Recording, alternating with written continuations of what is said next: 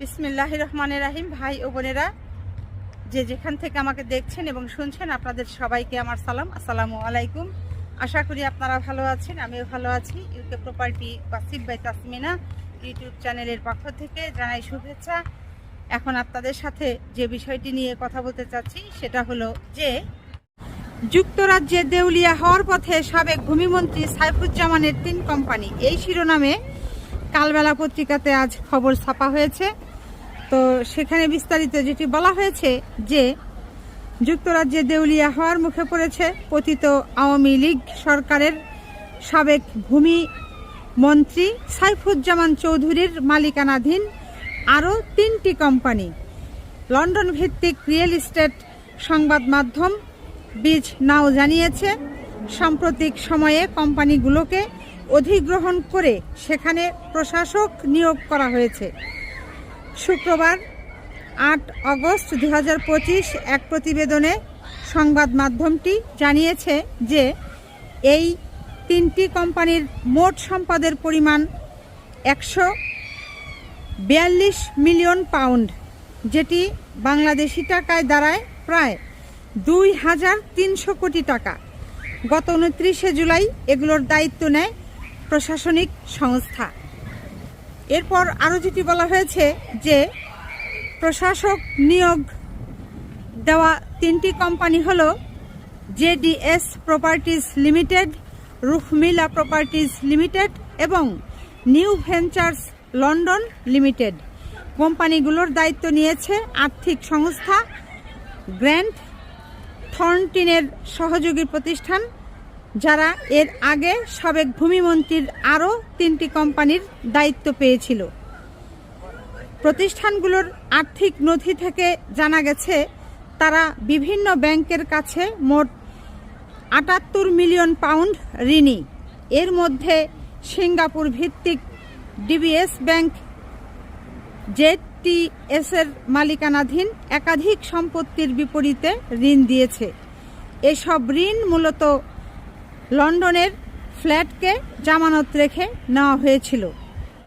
সাধারণত কোনো প্রতিষ্ঠান ঋণ শোধ করতে বা কার্যক্রম চালিয়ে যেতে ব্যর্থ হলে সেটি দেউলিয়ার মুখে পড়ে এবং তখন প্রশাসক নিয়োগ দিয়ে পুনর্গঠনের চেষ্টা করা হয়। সাইফুজ্জামান চৌধুরীর প্রতিষ্ঠানের ক্ষেত্রেও এমন পরিস্থিতি তৈরি হওয়ায় এগুলো প্রশাসনের হাতে তুলে দেওয়া হয়েছে। এর আগে চলতি বছরের শুরুর দিকে বিজ নাও জানায় তার মালিকানাধীন অর্থাৎ বাংলাদেশের সাবেক এই ভূমিমন্ত্রী সাইফুজ্জামান চৌধুরীর আরও 3টি কোম্পানি প্রশাসকের হাতে গেছে। সাবেক ভূমিমন্ত্রী সাইফুজ্জামান চৌধুরীর বিরুদ্ধে যুক্তরাজ্যে বিপুল অর্থ বিনিয়োগের মাধ্যমে অর্থ পাচারের অভিযোগ রয়েছে।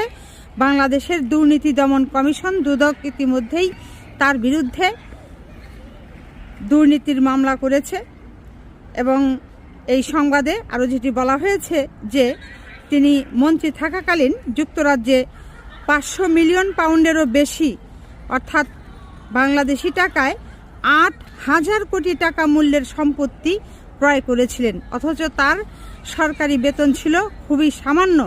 বর্তমানে যুক্তরাজ্যের ন্যাশনাল ক্রাইম এজেন্সি এনসিএ এই বাংলাদেশের সাবেক ভূমি প্রতিমন্ত্রী সাইফুজ্জামানের প্রায় 170 মিলিয়ন পাউন্ড মূল্যের সম্পদ জব্দ করে রেখেছে। খবরটি তো আপনারা ভাই বোনেরা সবাই শুনলেন, কাজেই সাধু আগে থেকেই সাবধান। বাংলাদেশে আগামীতে যারা নির্বাচনের মাধ্যমে জয়ী হয়ে ক্ষমতায় আসবেন, অবশ্যই বাংলাদেশের সম্পদ লুটপাট করে চুরিচামারি করে মানুষের হক নষ্ট করে অর্থ এভাবে বিদেশে পাঠানোর চেষ্টা করবেন না, পাচার করার চেষ্টা করবেন না। দেশের কিভাবে মঙ্গল হয়, উন্নয়ন ঘটে, সেদিকে সুদৃষ্টি রাখবেন। মানুষের কিভাবে মঙ্গল করা যায়, মানুষ বাংলাদেশের জনগণ কিভাবে উন্নত জীবনযাপন করতে পারে, আরামদায়ক জীবনযাপন করতে পারে, সেদিকে আপনারা যত্নবান হবেন। ভাই বোনেরা, এখানে আপনাদেরকে আরও একটি কথা বলে রাখি। এই যে বর্তমানে এখন আমি আছি পূর্ব লন্ডনের ক্যানারি ওয়ার্ফ এরিয়াতে।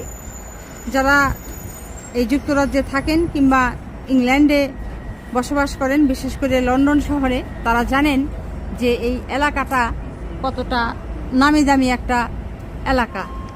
তো আমি বিগত মাসগুলোতে বাংলাদেশের এই সাবেক ভূমিমন্ত্রী সাইফুজ্জামান চৌধুরীর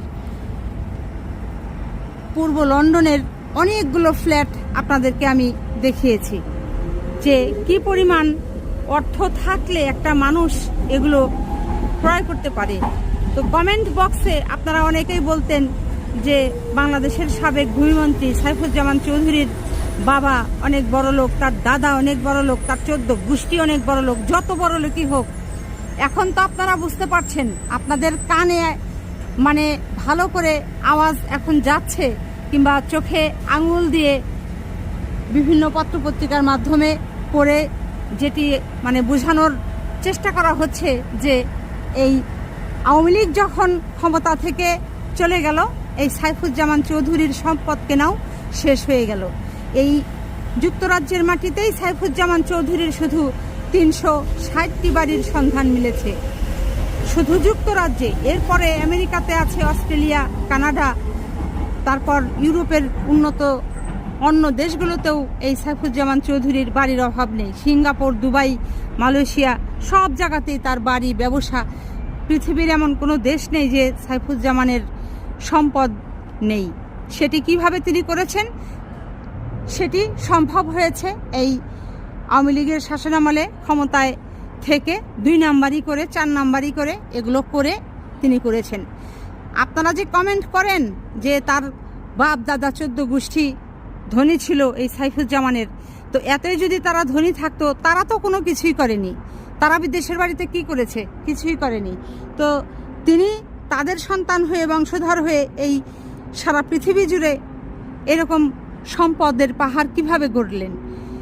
এবং এটি একেবারে স্পষ্ট যে তিনি এই কোন রাস্তায় তিনি এগুলো করেছিলেন।